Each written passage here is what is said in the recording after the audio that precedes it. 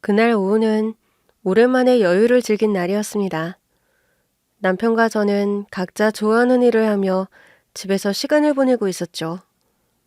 남편은 거실 소파에 앉아 신문을 펼쳐들고 있었고, 저는 주방 테이블에서 그동안 모아뒀던 요리 레시피들을 정리하고 있었습니다. 여보, 요즘 신문에 뭐 재밌는 기사라도 있어요? 뭐, 다 똑같지. 시끄러운 얘기뿐이야. 요즘은 재미있고 행복한 뉴스 찾기가 어렵네. 남편은 중얼거리며 신문을 넘겼습니다.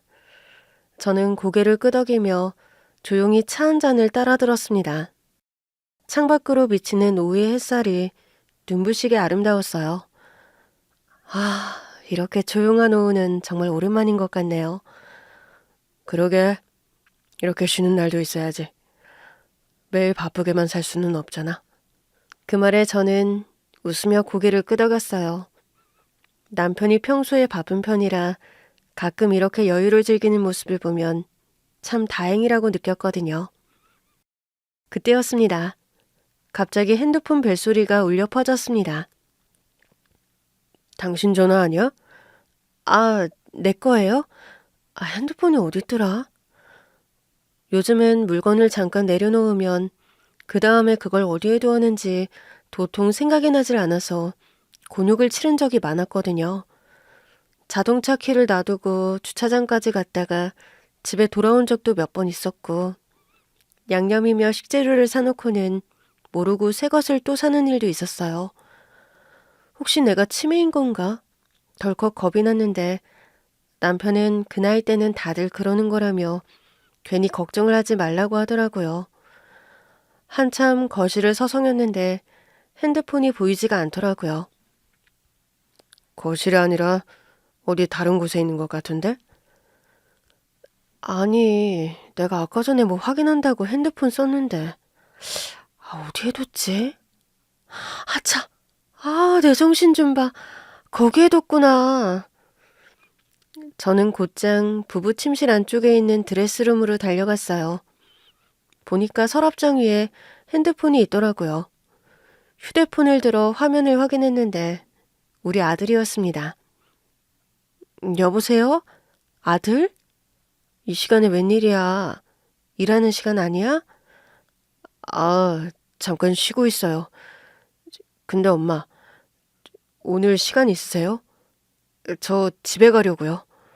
보통 이런 시간에 전화를 하지 않기 때문에 그것도 의아했지만 그보다 아들의 목소리가 평소랑 다른 게 신경이 쓰였습니다. 평소엔 밝고 활기찼는데 왠지 그날은 기운이 하나도 없는 것 같았거든요. 그래? 깜짝 방문이야? 마침 잘 됐다. 아버지도 모처럼 한가해서 우리 둘 다 집에서 쉬고 있었어. 아버지도 계세요? 잘 되네요. 그래, 오랜만에 오는데 뭐 먹고 싶은 거 있니? 어, 딱히 없어요. 그냥 아무거나 주세요. 우리 며느리기는 뭐 먹고 싶은 거 없대? 네, 그래, 알겠다. 그럼 엄마가 알아서 준비할게. 저녁 차린다고 너무 신경 쓰지 마시고요. 퇴근하고 늦어도 8시 전에 도착할 것 같아요. 알았다. 이따 보자, 아들. 네, 엄마. 이따 뵐게요. 아들은 특별히 원하는 음식이 없다고 했는데 그 말이 마음에 걸렸습니다. 뭔가 속상한 일이 있는 건 아닌가 싶었거든요. 전화를 끊고 나서 남편에게 아들이 온다고 이야기했습니다. 여보, 성민이가 오늘 집에 온대요. 그래? 요즘 바쁘다고 잘 안 오더니. 아, 웬일이야? 그러게요. 아, 그런데 목소리가 좀 이상했어요. 기운이 없어 보였는데 무슨 일 있는 건 아닌지 모르겠네. 남편은 별로 대수롭지 않다는 듯 계속 신문을 읽으면서 말을 했어요. 무슨 일이 있을 게 뭐가 있어? 무소식이 희소식이라고 그냥저냥 연락이 없으면 잘 지내나 보다 하는 거지. 아, 원, 당신은 항상 걱정이 앞선다니까. 아주 건강 걱정, 애들 걱정, 생판 모르는 남 걱정까지. 아, 걱정이 취미가 되겠어. 당신 그러면 안 돼. 그 걱정이 다 스트레스인데. 그게 건강에 제일로 안 좋은 거라고? 알겠어요. 걱정 안 하려고 하는데 그냥 성민이 목소리가 평소랑 다르니까 신경이 쓰이잖아. 다 커서 장가가고 지들끼리 산다고 하지만 그래도 내가 엄만데 내 아들 목소리만 딱 들어도 안다니까요. 아니, 별일 아닐 거야. 그냥 갑자기 당신이 해준 밥이 먹고 싶은데 미리 연락 없이 오는 게 신경이 쓰여서 그런 걸 테지. 그런 건가? 여유로운 시간은 거기까지였어요. 갑자기 아들 부부가 온다고 하니 저녁 준비를 서둘러야 했거든요. 주방으로 가서 냉장고를 열었어요. 아들이랑 며느리가 좋아하는 음식들을 떠올리며 재료를 꺼냈습니다. 간단하게 소불고기랑 잡채, 미역국, 그리고 아들이 좋아하는 감자전. 요렇게만 준비를 하자 생각을 했죠. 기본 반찬들이 있으니까 충분할 것 같았거든요. 안 그래도 바로 며칠 전 식혜를 담갔는데 참 잘했다고 생각을 했습니다. 우리 며느리가 제가 만든 식혜를 참 좋아하거든요.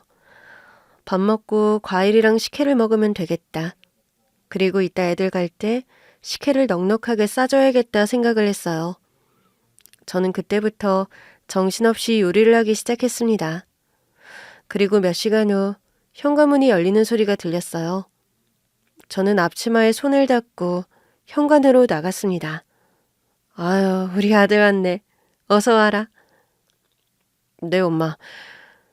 그런데 저는 아들 옆에 며느리가 없다는 사실을 금방 알아차렸습니다. 며느리에게는 어딨니? 같이 오는 거 아니었어? 아들은 어색하게 미소를 지으며 신발을 벗고는 저를 거실 쪽으로 떠밀더라고요. 그리고 나서 곧장 거실에 있는 남편 옆에 가서 앉는 거예요. 엄마, 아버지, 오늘은 저 혼자 왔어요. 저는 뭔가 이상하다는 느낌을 받았고 남편도 읽던 신문을 내려놓고 아들을 바라봤어요. 너 무슨 일 있는 거 아니냐? 얼굴이 안 좋아 보이는데. 바쁜 것도 좋지만 건강이 제일 중요한 거야. 그런데 아들은 그 말에 아무런 답을 하지 않았어요. 가만히 살펴보니까 얼굴이 아주 침울해 보이더라고요. 그러더니 이내 뭔가 결심한 듯 아들은 우리 부부를 보면서 말을 했습니다. 사실 오늘 엄마랑 아버지께 드릴 말씀이 있어서 왔어요. 뭔데 그러냐? 저 이혼하려고요. 정말 상상하지도 못했던 그 말 한마디에 머리가 띵해졌고 휘청거리다가 간신히 소파에 미끄러지듯이 주저앉고 말았죠. 남편 역시도 갑작스러운 말에 얼굴이 굳었습니다. 뭐라고? 이혼? 갑자기 그게 무슨 소리냐? 아버지, 너무 갑자기 말씀드려서 죄송해요. 그런데 더는 못 살겠어요. 저 이 여자랑은 안 맞아요. 아니, 뭐라고? 안 맞는다고? 그러니까 갑자기 그런 이야기를 왜 하냐는 거야? 뭐 너희들이 이제 막 살림을 합친 신혼도 아니고 벌써 결혼한 지 5년이 다 되어가는데 뜬금없이 안 맞는다니. 그 안 맞는 것을 이제 알았단 말이야? 5년이나 돼가지고? 이해를 할 수 있게 말을 해야지. 여보, 흥분하지 말고 일단 앉아요. 네? 성민이 이야기를 들어봐야지. 내가 지금 흥분 안 하게 생겼어? 참, 아유, 요즘 젊은 사람들 아주 결혼하고 1년도 안 돼서 이혼하는 부부가 많네. 뭐 신혼여행 갔다 오자마자 이혼을 하네. 내 그런 걸 기사랑 뉴스에서나 봤지. 이혼이라는 게 내 아들 입에서 나올 줄은 상상도 못한다. 너무 인내심이 없는 거 아니냐? 너 결혼할 때 아버지가 뭐라고 했냐? 20년 넘게 평생 다른 집에서 각자의 삶을 살던 남녀가 갑자기 합쳐져서 한 집에 사는 건데 당연히 불편하고 안 맞는 게 있을 거라고. 그럴 때 서로 입장 생각하면서 양보하고 맞춰가면서 살라고 내가 말했어, 안 했어? 아들은 남편의 잔소리가 답답하다는 듯이 한숨을 내쉬며 고개를 저었어요. 그런 문제가 아니에요. 아버지, 저 너무 실망했어요. 정말 더는 살 수가 없을 것 같아요. 제 남은 인생을 위해서라도 이혼을 하는 게 맞는 것 같아요. 와이프 인생 생각해도 저랑 헤어지는 게 나을 겁니다. 그게 서로를 위한 최선의 선택인 것 같아요. 아들의 단호한 태도에 남편은 더욱 목소리를 높였습니다. 넌 네가 뭘 알고 그런 말을 해? 다시 생각해라. 결혼이라는 것은 그렇게 쉽게 끝내는 게 아니야. 며느리랑 이야기는 나눈 거냐? 그 말에 아들은 아무런 답을 하지 않았고 고개를 숙이며 마지막 말을 던졌습니다. 저 이미 결정했으니까 말리지 마세요. 정말 기가 막혀서 말이 나오지를 않더라고요. 머릿속이 너무 복잡했고 아들의 단호한 태도가 너무 낯설게 느껴졌습니다. 아들이 이혼을 하겠다는 말을 꺼낸 이후 거실에는 무거운 침묵만이 감돌았습니다. 제가 정성껏 차려놓은 저녁 식탁에 음식들은 손도 대지 않은 채로 그대로였어요. 아들은 당연하고 저나 남편도 충격이 너무 커서 뭘 먹을 정신이 아니었거든요. 그야말로 입맛이 뚝 떨어졌습니다. 상황이 그렇게 되자 남편은 흥분을 가라앉히고 차분하게 아들과 대화를 하면서 설득을 하려고 했어요. 성민아, 아버지가 네 말을 쉽게 이해하지 못하겠구나. 이렇게 중요한 일을 그렇게 단번에 결정할 수는 없는 거다. 아들은 고개를 숙인 채 말없이 침묵했습니다. 남편은 차분하게 말을 하려 애를 쓰고 있었지만 저는 그 안에 깃든 실망감을 느낄 수 있었어요. 성민아, 엄마는 네가 하는 말이 도저히 믿기지가 않아. 무슨 일이 있었는지는 모르겠지만 이혼이라는 게 그렇게 쉽게 생각할 수 있는 일이 아니잖니. 엄마, 아버지, 저는 충분히 생각했고 이미 결정한 일이에요. 아들은 정말 단호박처럼 단호하더라고요. 그 말투가 너무 낯설어 가슴이 더 답답해졌습니다. 아니, 충분히 생각한 결과가 이혼이라는 거냐? 그게 말이 된다고 생각해? 네가 며느리랑 무슨 일이 있어서 그런 말을 하는 건지 몰라도 지금 이런 너의 결정은 며느리한테 상처를 준다는 거 알고 있어? 네 엄마랑 나는 지금 네가 너무 실망스럽구나. 성민아, 네가 지금 하는 이 말이 엄마 아빠에게 얼마나 큰 충격인지 알기나 하니? 도대체 며느리가 뭘 잘못했다고 그러는 거야? 지금 일일이 다 하나하나 있었던 일을 설명할 수가 없고요. 그냥 그런 게 쌓이고 쌓여서 실망했고 더는 마음이 가지 않아요. 도대체 뭐가 그렇게 안 맞고 뭐가 그렇게 실망스러웠다는 건지 아무 설명도 없이 이렇게 끝내겠다는 게 말이 되나 싶었어요. 엄마는 정말 모르겠구나. 너희 부부가 그렇게 안 맞는다고 느껴질 만큼 큰 문제가 있었니? 며느리가 뭘 그렇게 크게 잘못했니?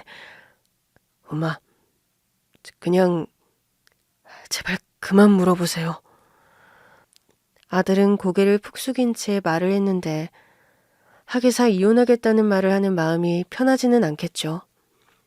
아들이 너무 괴로워하는 것 같았고 그 모습을 보니 뭐라고 말을 더 꺼내기도 어려운 분위기였습니다. 남편도 더 이상 말을 이어가지 못하고 고개를 떨군 채 한숨을 내쉬었어요. 그러더니 아들은 집에는 못 간다면서 우리 집에서 자고 출근을 하겠다고 하더라고요. 엄마, 아버지, 저 오늘 여기서 잘게요. 내일 회사 가야 하니까 그냥 잠만 자고 갈 거예요. 그래, 여기서 자는 건 뭐라 안 하겠다만 방에 가서 차분히 생각 좀 해봐라. 응? 성민아, 아버지 말 잘 생각해보고. 아들은 대답하지 않고 결혼 전 자기가 쓰던 방으로 들어갔어요. 방문이 닫히는 소리가 거실에 울리자 남편이 무겁게 입을 열었습니다. 도대체 무슨 일이야? 어쩌다가 이렇게 된 거야? 당신 정말 뭐 아는 거 없어? 내가 뭘 알았으면 이렇게 가만히 있겠어요. 나도 답답하긴 마찬가지예요. 저는 아무 대답도 하지 못했습니다. 어디서부터 일이 이렇게 꼬였는지 이해가 가지 않았거든요.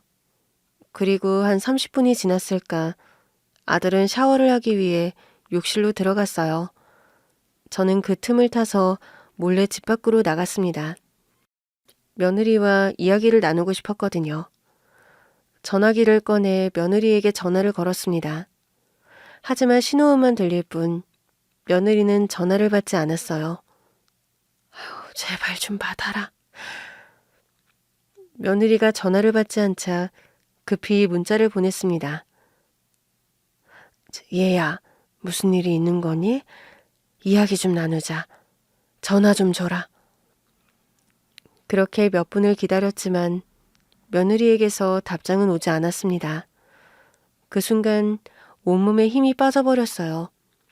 밤 공기는 차가웠지만 속은 뜨거웠던 것 같아요. 대체 무슨 일이 있었던 거야? 저는 결국 무거운 발걸음으로 집으로 들어갔습니다. 그날 밤 도저히 잠을 이룰 수가 없더라고요. 머릿속은 온갖 생각들로 가득 차 있었고 가슴은 답답하게 죄어오는 듯 했거든요. 물을 마시려고 거실로 나가는데 아들의 방에서 새어나오는 희미한 불빛을 보며 깊은 한숨을 내쉬었습니다. 그날 밤 저는 한숨도 잠을 못 잤어요. 아들의 이혼 선언이 머릿속을 떠나지 않았고 며느리와 연락이 닿지 않았던 게 가슴을 더욱 답답하게 만들었거든요. 남편도 역시 새벽녘까지 뒤척이다가 겨우 잠이 들었지만 저는 거의 뜬 눈으로 밤을 샜습니다. 다음날 아침이 되자 저는 피곤한 몸을 이끌고 부엌으로 갔어요. 아들과 남편이 출근 전에 아침밥이라도 먹을 수 있도록 준비를 해야겠다는 생각이 들었거든요. 냉장고를 열어보니 어제 아들을 위해 준비했던 음식들이 그대로 남아 있었습니다. 괜히 정성 들여 차렸네. 중얼거리며 어제 남은 소불고기와 잡채를 꺼내 데웠습니다. 밥은 새로 지었고 미역국도 따뜻하게 데웠죠. 식탁을 차리고 나니 아들이 방문을 열고 나왔습니다. 성민아, 밥 차려놨으니까 얼른 와서 먹어라. 아들은 대충 세수를 한 얼굴로 식탁에 앉았고 남편도 출근 준비를 마친 뒤 금방 방에서 나왔어요. 두 사람 모두 기운이 없어 보였습니다. 자, 밥 먹자. 성민아, 오늘도 바쁜 거냐? 네, 좀 바빠요. 그런데 아들은 밥을 먹는 둥 마는 둥 몇 숟가락을 뜨더니 젓가락을 내려놓았습니다. 성민아, 그래도 좀 먹어야지. 아침을 그렇게 안 먹으면 하루 종일 힘들잖아. 엄마, 저 그냥 나갈게요. 입맛이 없네요. 죄송해요. 저는 답답한 마음에 더 말을 잇지 못했고 아들은 결국 밥을 거의 먹지 않은 채 가방을 챙기고 현관문을 나섰습니다. 성민아, 점심이라도 꼭 챙겨 먹어. 알겠지? 아들은 대답도 하지 않고 문을 닫고 나갔습니다. 그 뒤 남편도 가방을 들고 나왔어요. 여보, 오늘은 너무 걱정 말고 좀 쉬어. 밤새 잠도 못 잤잖아. 걱정 말라고 해서 걱정이 안 되면 얼마나 좋겠어요. 남편은 한숨을 쉬며 고개를 저었습니다. 성민이가 스스로 깨달아야지. 우리로서는 더 이상 어떻게 해줄 수가 없을 것 같아. 그 말을 남기고 남편도 집을 나섰습니다.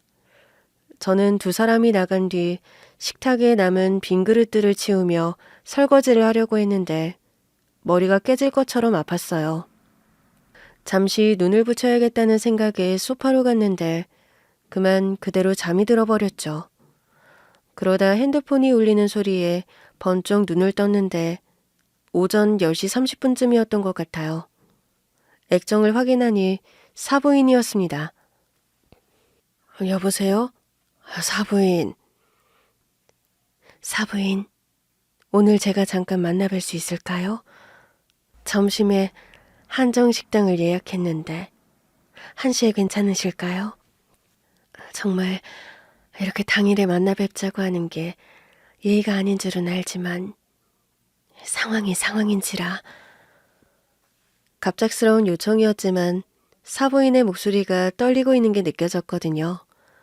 사부인도 뭔가 이야기를 들었다면 한숨도 잠을 못 잤을 거라는 생각이 들었어요.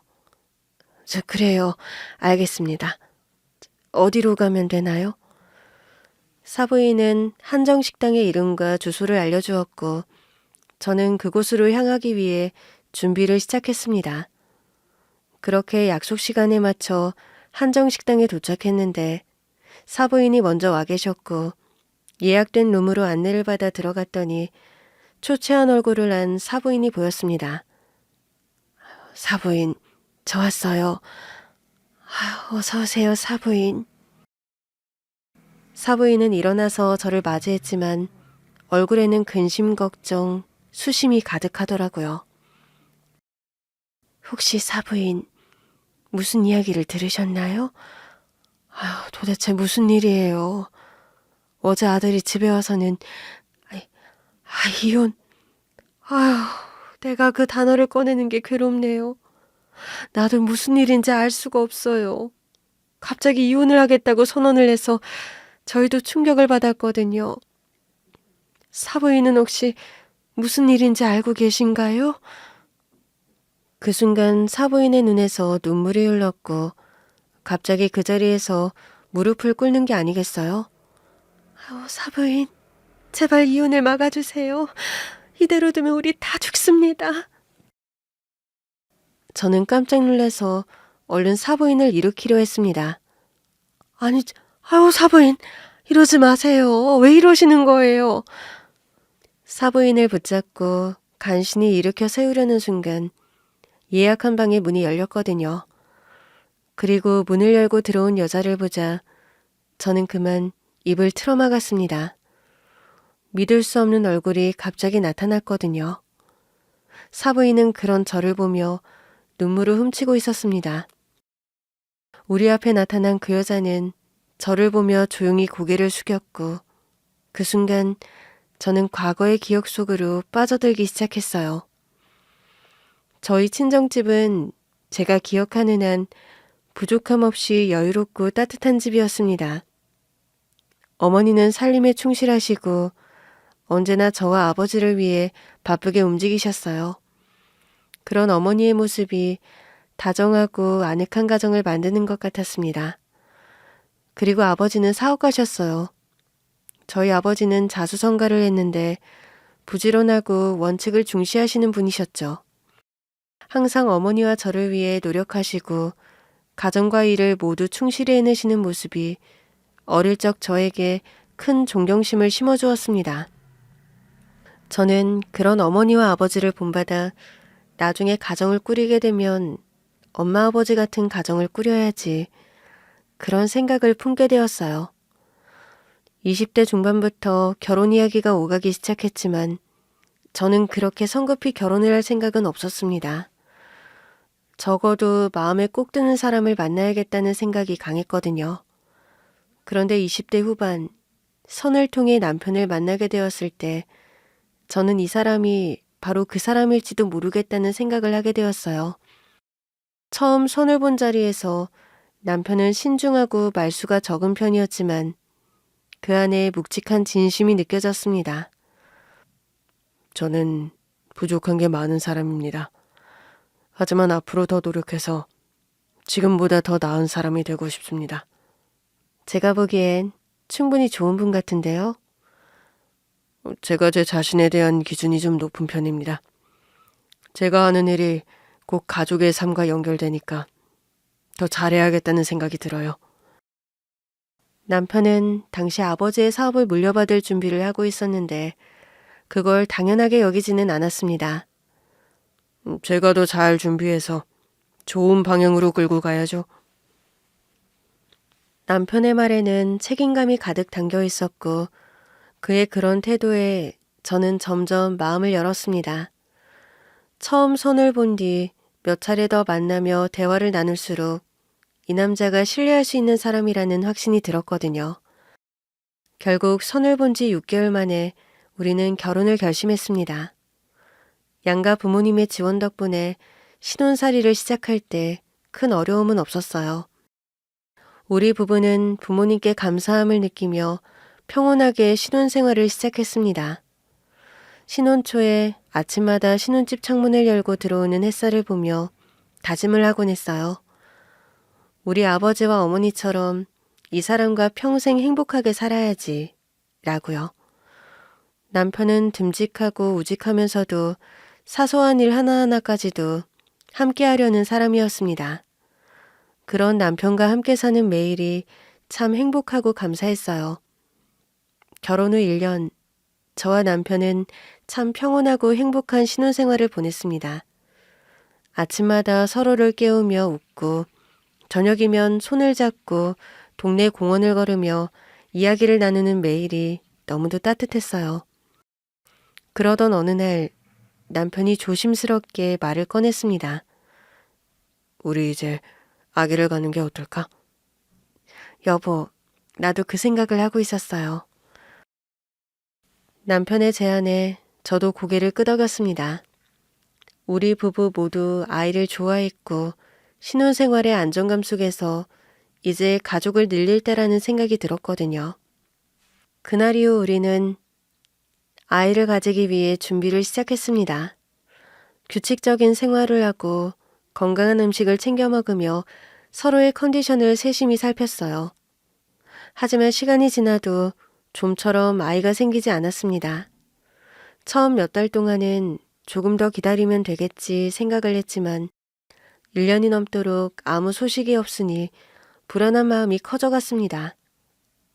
여보, 혹시 무슨 문제가 있는 거 아닐까? 남편은 제 손을 꼭 잡으며 저를 위로해 주었어요. 아니야. 우리 둘 다 아직 젊잖아. 너무 조급해하지 말고 천천히 기다려보자. 하지만 마음 한구석의 불안함은 쉽게 사라지지 않았습니다. 그 무렵 양가 부모님께서도 우리의 상황을 알게 되셨어요. 아유, 정말 이런 일로 걱정을 하게 될 줄은 몰랐다. 박서방한테 무슨 문제가 있는 건 아니지? 그런 건 아닌 것 같아, 엄마. 내가 너희 아버지랑 전국에 유명하다는 한의원을 다 알아봤어. 예약했으니까 시간 내서 엄마랑 한번 가보자. 응? 저희 친정 부모님뿐만 아니라 시댁에서도 도움의 손길을 내밀어 주셨습니다. 어머님은 매일같이 제가 먹어야 할 음식과 차를 보내주셨고 시아버님은 병원에서 정밀검사를 받아보자며 병원 예약을 직접 도와주기도 하셨어요. 그렇게 온 가족의 지원 속에 유명한 한의원을 찾아가기도 하고 병원 검사도 받으면서 우리 부부는 아이를 기다렸어요. 그런데도 여전히 소식이 없자 제 마음은 점점 무거워졌습니다. 여보, 이렇게 노력을 하는데 왜 임신이 안 되는 걸까? 너무 절망스러워. 남편은 그럴 때마다 저를 끌어안고 다독여 주었습니다. 그런 생각하지 마. 이건 당신 잘못이 아니야. 그냥 시간이 더 필요할 뿐이야. 우리 포기하지 말고 조금만 더 기다려보자. 그런 남편의 위로에도 제 마음은 쉽게 가라앉지 않았고 시간이 지나면 지날수록 아이에 대한 저의 간절함은 점점 커져만 갔습니다. 그렇게 노력을 한 지 2년이 지났을 때 저는 처음으로 임신을 하게 되었습니다. 그 순간의 기쁨은 이루 말할 수 없었던 것 같아요. 여보, 우리가 드디어 부모가 되는 건가 봐. 정말 고생 많았어. 여보, 정말 너무 다행이야. 당신도 고생 많았어. 양가 부모님께도 알리고 들뜬 마음으로 뱃속의 아기를 만날 준비를 시작하려고 했는데 그 기쁨은 오래가지 못했어요. 임신 초기에 몸이 갑작스레 안 좋아지기 시작했고 병원을 찾았을 땐 이미 뱃속에 아기가 떠난 상황이었습니다. 병원에 며칠 입원을 했다가 집으로 돌아오던 길, 저는 아무 말도 할 수가 없었습니다. 여보, 내가 우리 아기를 지키지 못했어. 남편은 울먹이며 저를 안아주었어요. 여보, 그러지 마.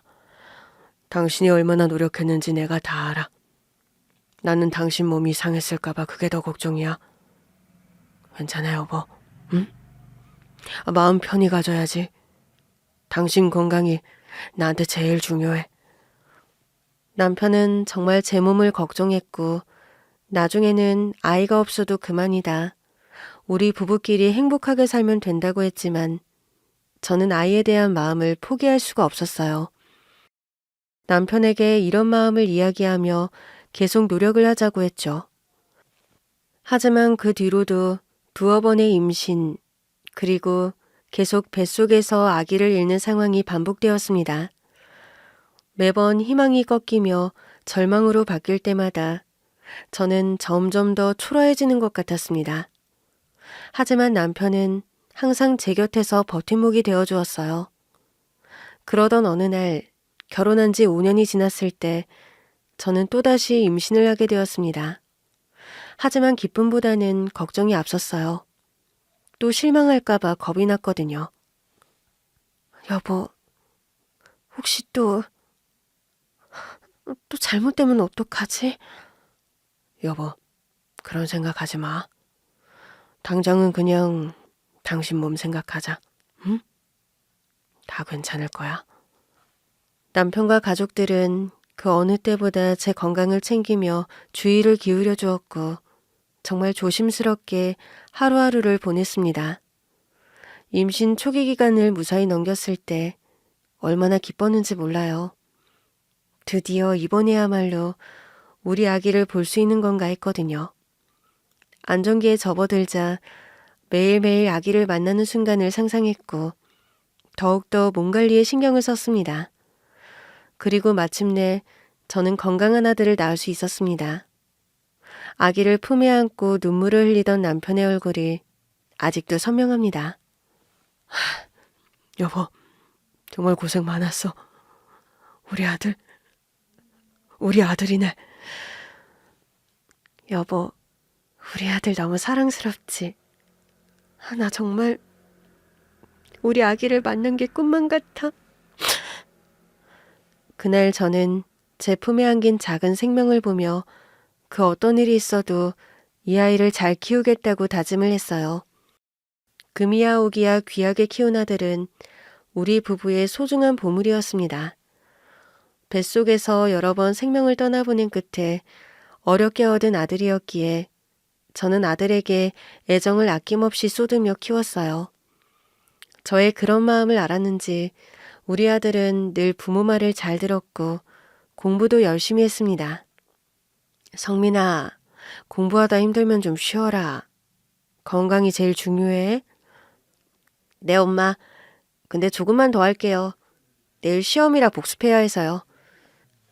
아들이 그렇게 야무지게 자기 일을 해내는 모습을 볼 때면 얼마나 대견스러운지 모릅니다. 성민이가 중고등학교를 졸업하고 대학에 합격했을 때, 그리고 군대를 무사히 다녀왔을 때 저는 남편과 함께 기쁨의 눈물을 흘렸어요. 특히 아들 군대에 보내고 나서는 정말 하루도 걱정을 하지 않은 날이 없었거든요. 무사히 전역을 한 게 너무너무 감사한 마음이었습니다. 성민이가 군대까지 다녀오니까 정말 어른 같네. 이제 아빠보다 더 듬직한 것 같아? 그러게요. 우리 아들이 언제 이렇게 컸대요. 남편과 저는 그런 아들이 너무 자랑스러웠어요. 저희 아들은 군제대 후 취업에도 성공을 했고 좋은 직장에 다니며 착실히 자리를 잡았어요. 그러던 어느 날이었습니다. 아들이 주말에 집에 오더니 조심스럽게 말을 꺼내더라고요. 엄마, 아버지, 제가 만나고 있는 사람이 있습니다. 그 말에 저는 아들과 남편을 번갈아 보며 물었습니다. 뭐? 만나고 있는 사람이 있다고? 우리한테 이야기를 하는 거면 혹시 결혼을 생각하고 있는 거니? 네, 사실 결혼까지 생각하고 있어요. 그래서 조만간 엄마 아버지께 소개해드리고 싶습니다. 그 말을 듣는데 얼마나 놀랍고 기쁘던지요. 저는 기쁨을 감추지 못했습니다. 아, 그랬구나. 성민아, 얼마나 만났는데 어떤 아가씨야? 1년 좀 넘었어요. 다음 주말 정도에 인사드리러 올게요. 남편도 기뻐하며 고개를 끄덕였습니다. 그래, 그래야지. 이제 만나야지. 그렇게 해서 처음으로 만난 며느리는 아리따운 여성이었어요. 저는 우리 며느리의 첫인상부터 참 마음에 들었습니다. 외모가 단정하고 무엇보다도 눈빛이 맑고 따뜻했거든요. 아, 성민이가 참 좋은 사람을 만난 것 같구나. 네, 엄마. 저희 서로 정말 잘 맞아요. 며느리는 조용히 미소를 지으며 고개를 숙였습니다. 만나 뵙게 돼서 정말 반갑습니다. 아버님, 어머님. 그렇게 며느리와의 첫 만남은 훈훈하게 마무리되었고 1년 후 아들 부부는 결혼식을 올렸습니다. 며느리는 홀어머니 밑에서 어렵게 자랐다고 했는데 구김살이 하나 없고 너무나 밝은 아이였거든요. 결혼식장에서 행복해 보이는 두 사람을 보며 어찌나 마음이 벅차던지요. 결혼 후에 저는 며느리를 딸처럼 대하며 아꼈지만 적당히 거리를 두고 지냈어요. 시어머니라고 며느리의 삶에 간섭하고 싶지 않았고 오히려 며느리가 우리 집에 잘 적응할 수 있도록 배려하고 싶었거든요. 며느리기야, 무슨 일이 있으면 언제든 나한테 말해. 나는 언제든 들어줄 준비가 되어 있어. 어머님, 정말 감사해요. 제가 어머님 덕분에 너무 마음이 편하네요. 그렇게 아들 부부가 화목한 가정을 꾸려가는 모습을 보며 저는 늘 감사한 마음으로 지냈어요. 그런데 결혼한 지 3년이 지나도 아들 부부에게는 아이 소식이 없었습니다. 처음엔 아무렇지 않게 생각했지만 시간이 갈수록 조금씩 걱정이 되기 시작하더라고요. 당연히 며느리한테는 이런 이야기를 꺼내지 않았고 내색도 하지 않았습니다. 그냥 아들한테만 슬쩍 한번 물어본 게 다였죠. 혹시 너희는 아직 아이 계획이 없는 거니? 네, 엄마. 아직은 좀 더 둘이 지내고 싶어서요. 아들은 담담하게 웃으며 말했고 저는 그 말에 더 이상 아무런 말도 하지 않았어요. 그걸 물어본 이유는 저도 아이를 가지는데 어려움이 많았던 경험이 있었기 때문에 혹시 아이를 원하는데 생기지를 않는 건가, 우리가 뭐 도울 게 있나 하는 마음이었는데 애들이 생각이 없다하니 그 이상은 간섭할 게 아니었고 애들 생각을 존중하는 게 맞는 것 같았습니다. 당신 손주 보는 일로 괜히 성민이나 며느리한테 뭐라고 하지 마. 우리도 겪어봤잖아. 알아요. 나도 그런 건 싫어요. 혹여나 애들이 아기 생각이 있는데 뭔가 문제가 있나, 우리가 도울 게 있나 해서 그런 거지. 아직 생각이 없다는데 강요하고 싶은 마음은 요만큼도 없다고요. 자식이 없더라도 아들 부부가 서로를 사랑하고 행복하게 지내는 것이 가장 중요하다고 생각했어요. 저는 그저 아들 부부가 행복하게 지내기만을 멀리서 지켜보고 바라기만 했습니다. 그런데 아들이 며느리랑 이혼하겠다고 선언한 다음 날 사부인한테서 한정식당에서 긴히 만나자고 연락이 오는데, 사부인, 이혼 막지 않으면 다 죽습니다. 무릎 꿇은 사부인을 일으켜 세우는 순간 방문을 열고 들어온 여자를 보고 입을 틀어막았습니다.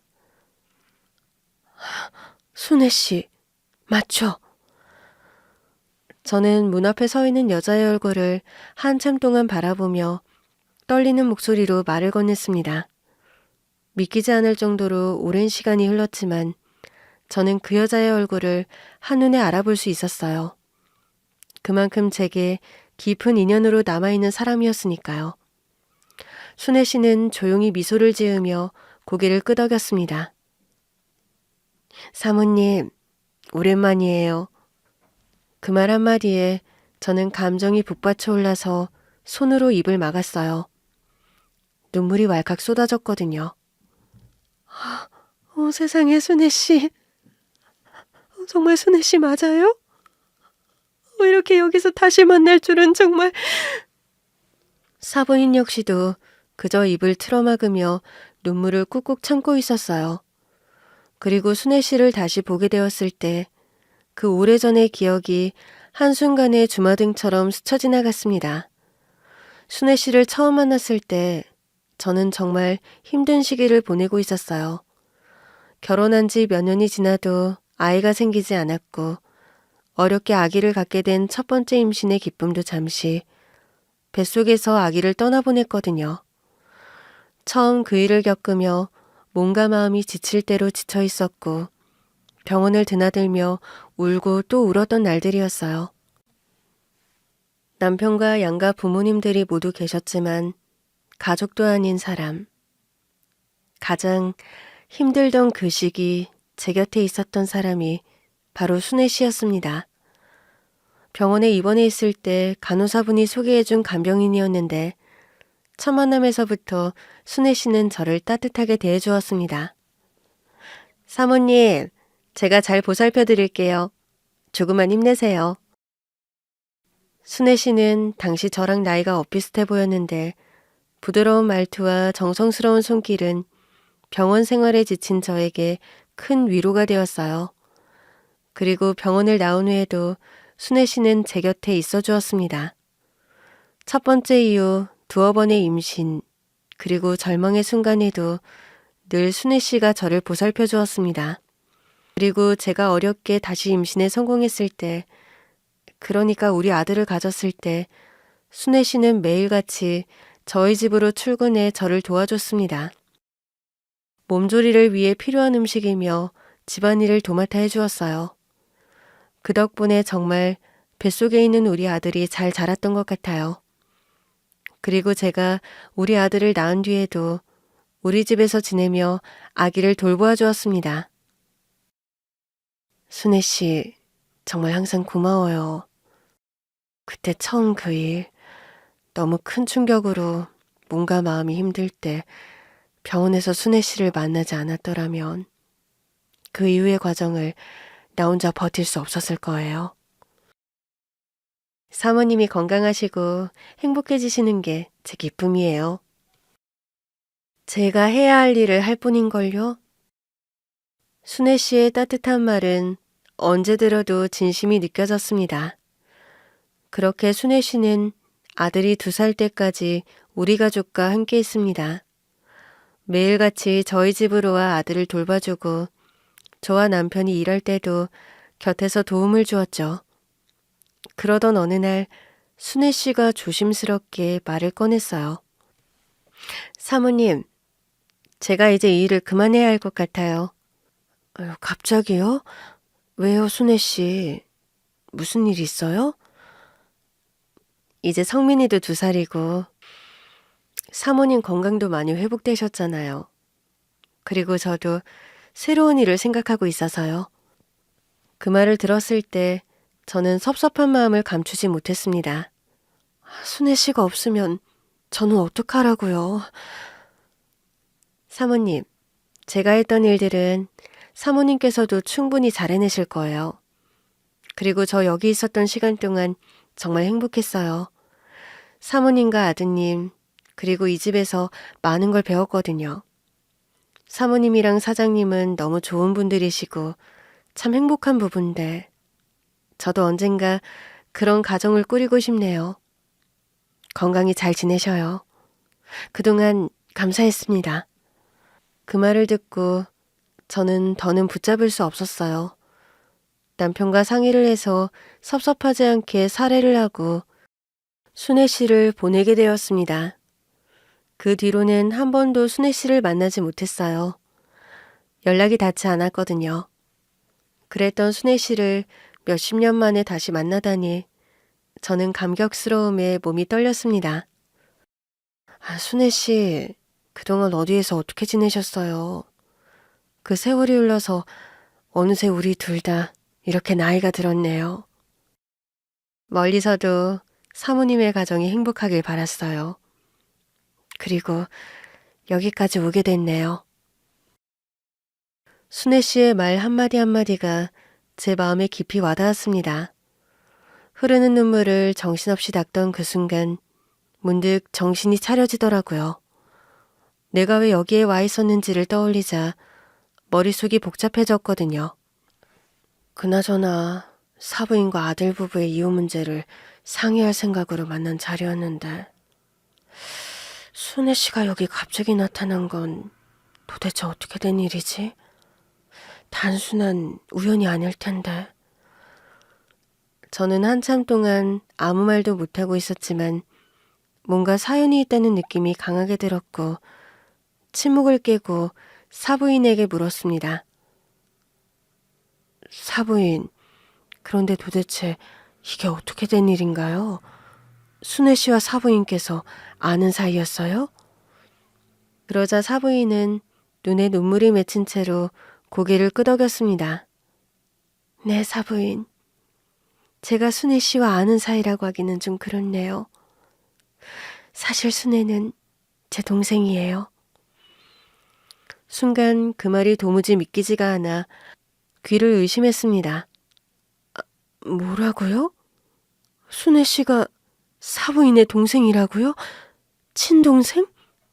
네. 제가 이 이야기를 이렇게 갑작스럽게 하게 될 줄은 몰랐지만 지금은 다 말씀드려야 할 것 같아요. 사실 순혜는 제 여동생이에요. 하지만 제가 아주 오랜 시간 동안 순혜를 가족으로 받아들이지 못했어요. 무슨 말씀이세요? 동생인데 그게 무슨... 사부인은 갑자기 눈물을 쏟으며 말을 이어갔습니다.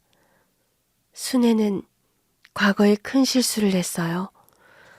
미혼인데 아이를 가지게 된 거죠. 그때 저는 이미 결혼을 해서 남편과 함께 살고 있었는데 순혜는 저에게 도움을 요청했어요. 그 말에 저는 놀라지 않을 수 없었습니다. 미혼모요? 설마 그렇다면... 네, 사부인 맞습니다. 생각하시는 그게 맞아요. 정말 이제야 말씀을 드려 너무나 죄송한데 그게 사실은 사연이 있거든요. 순혜가 아기를, 그러니까 우리 딸 연주를 임신했을 때가 아마 사부인 댁의 일을 돕고 있었을 때였을 거예요. 혼인관계에서 생긴 아이가 아니었고 아이 아빠라는 놈은 진작에 주랭랑을 쳐서 그 당시 순혜는 아기 낳을 생각을 안 했다고 하네요. 정말 그랬더라면 우리 연주가 세상에 없는 거였겠죠? 그런데 순혜가 당시 사부인 댁에서 아드님을 돌보면서 생명의 소중함을 다시금 깨닫게 됐대요. 그래서 결국 딸을 낳기로 결심했다고. 사모님, 제가 이렇게 갑자기 나타나서 놀라셨을 거예요. 그때 제가 정말 힘든 시기를 보내고 있었어요. 하지만 사모님 댁에서 아드님을 돌보며 제가 아이를 지키기로 결심하게 됐어요. 아니, 그래요. 다 지나간 일이고 혼자 아기를 낳고 키울 생각이 막막했다는 거 이해했어요. 내가 겪지 않은 일에 대해 함부로 말할 수 없는 거니까. 어쨌든 우리 성민이를 돌보면서 여러 번 아기를 잃고 어렵게 아들을 낳은 나를 보면서 생명의 소중함을 깨달았다면서요. 그런데 어쩌다가 순혜 씨가 아닌 사부인이 순혜 씨의 딸을 키우게 된 건가요? 제가 딸을 낳고 얼마 지나지 않아 건강이 너무 나빠졌어요. 결국 제 아이를 언니에게 부탁할 수밖에 없었죠. 저는 그 당시 아이가 없었거든요. 동생이 제게 딸을 맡겼을 때 그 아이를 정말 소중히 키웠어요. 사실 당시에 순의 건강이 안 좋다는 것도 몰랐습니다. 그냥 그래도 언니는 형부가 있고 둘이 부부니 딸을 잠시 맡아달라. 상황이 나아지면 딸을 데리러 오겠다고 했지. 몸이 안 좋다는 이야기는 없었어요. 아무튼 그렇게 연주를 키우게 됐는데 시간이 지난 뒤에도 순애는 돌아오질 않았고 거의 연락을 끊었습니다. 그러다 결국 저는 제 조카를 입양해 제 친딸로 삼았고 남편과 함께 그 아이를 사랑하며 키우게 된 거예요. 그런데 왜 이런 이야기를 지금까지 한 번도 하지 않으셨어요? 며느리가 이 사실을 알고 있나요? 사부인의 눈물 어린 고백과 순애 씨의 이야기를 들으면서 저는 온몸에 힘이 빠져 의자에 기대어 앉았습니다. 마치 퍼즐 조각들이 제자리를 찾아가는 느낌이었죠. 그러나 그 퍼즐 속의 진실은 너무나도 무거운 이야기였습니다.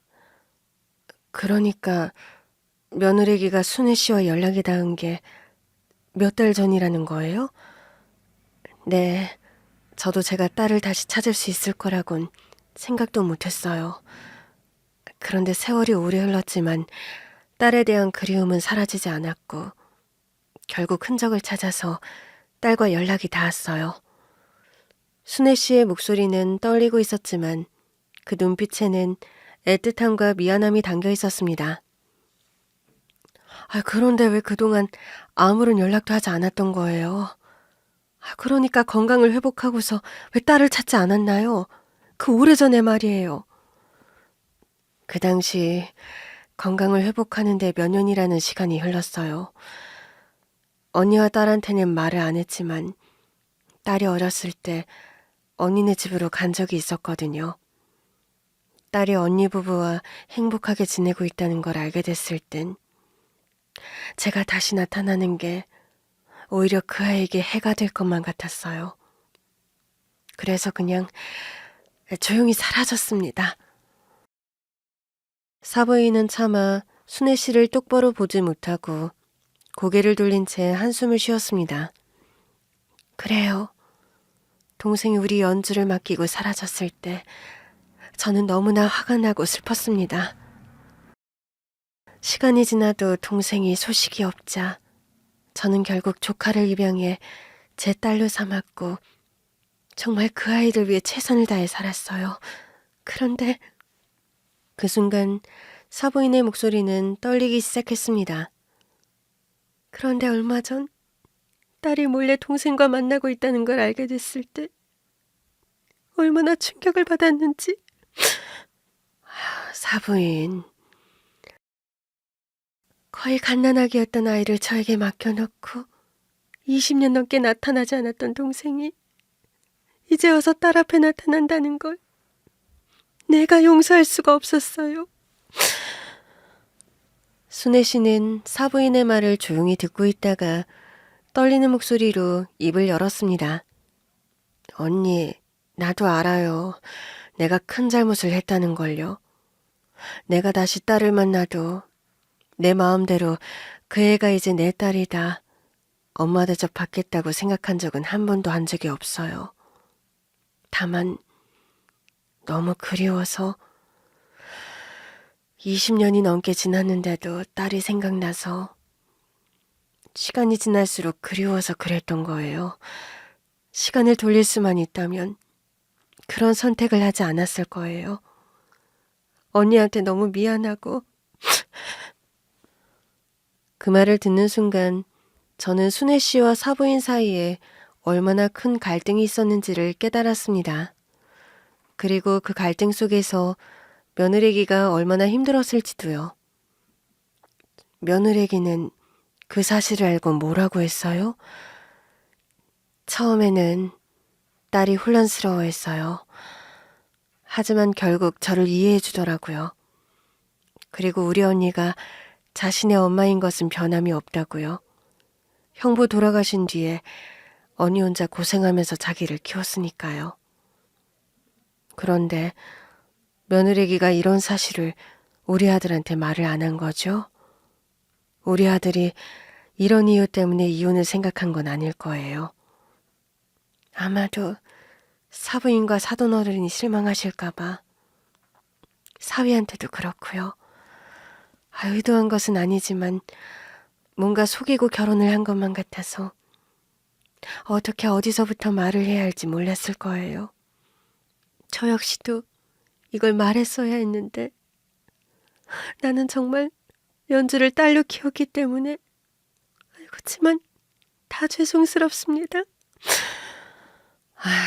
우리 아들이 왜 그런 이유로 실망을 하겠어요. 저는 그런 아들로 키우지 않았어요. 사부인, 그건 사위도 상황을 잘 몰랐기 때문일 거예요. 딸이 저와 동생 사이에서 갈등하면서 행동이 좀 달라졌던 걸 사위가 오해한 것 같아요.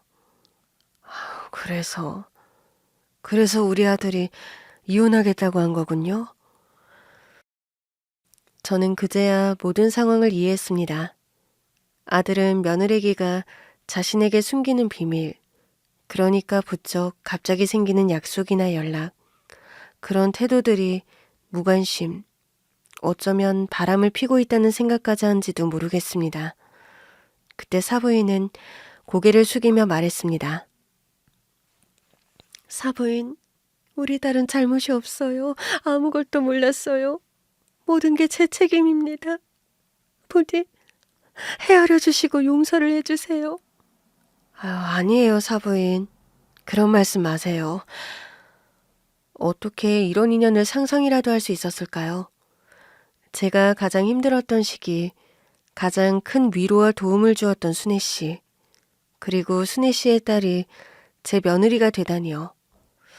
순애 씨가 그동안 얼마나 고생하며 살았을지, 또 며느리기가 얼마나 혼란스러웠을지를 생각하면 가슴이 미어지는 것 같았어요. 하지만 이제는 제가 무엇을 해야 할지 분명해졌죠.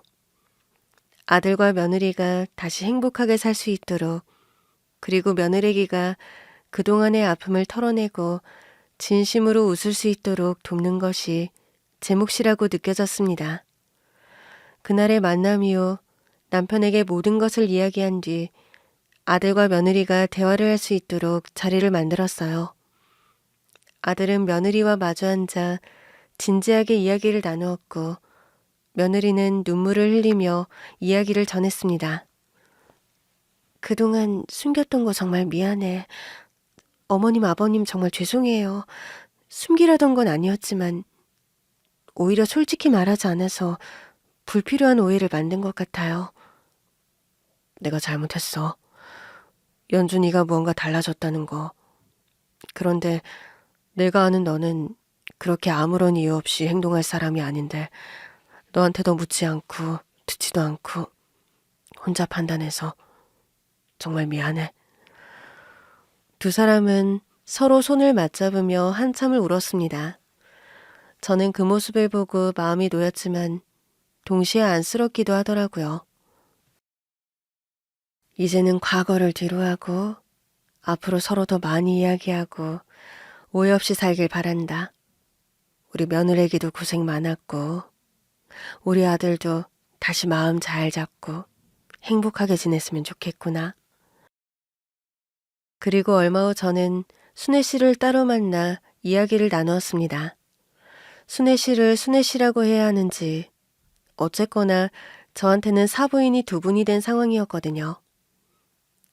제가 참 잘못한 게 많지만 그래도 딸을 포기하지 않고 낳은 거 그게 그나마 감사한 일이에요. 그리고 그 딸이 이렇게 좋은 남편, 인자하고 따뜻한 시부모님을 만나게 된 게 저한테는 정말 큰 위로고 감사합니다. 사모님과 사장님이 얼마나 좋은 분들인지 저는 다 알죠. 이제는 그동안에 혼자 지고 있던 짐을 내려놓으세요. 충분히 힘든 시간을 견뎌왔잖아요. 순애 씨는 제 손을 꼭 잡으며 고개를 끄덕였습니다.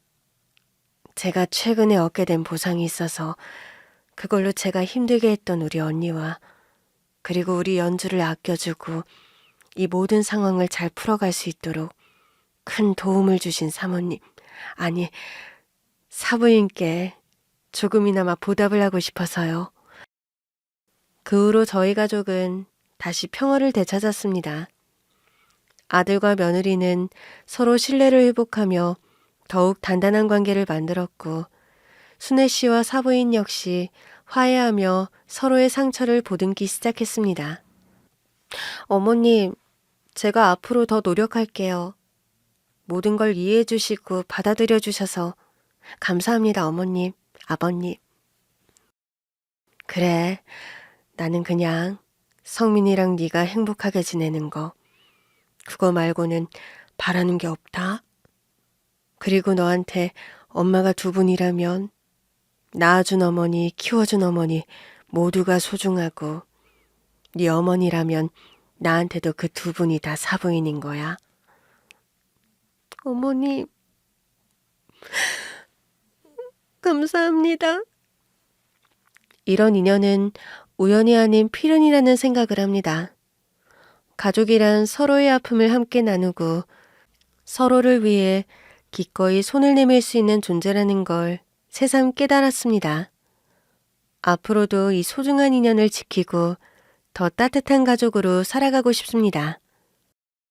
제 이야기를 들어주셔서 감사합니다.